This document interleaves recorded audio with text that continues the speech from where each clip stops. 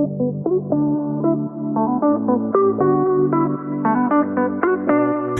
how to use the spin on in an LG inverter.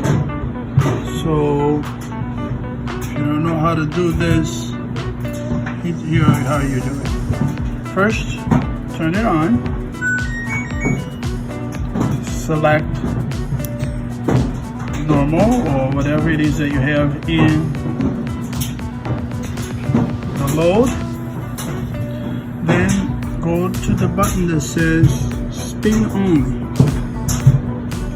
Press the button once for the level that you want, high, medium, or low, and then press it for like 3 seconds, and then press start.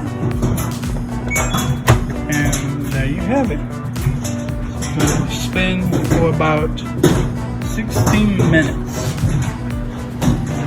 It's gonna measure the weight of whatever is inside. And there you have it.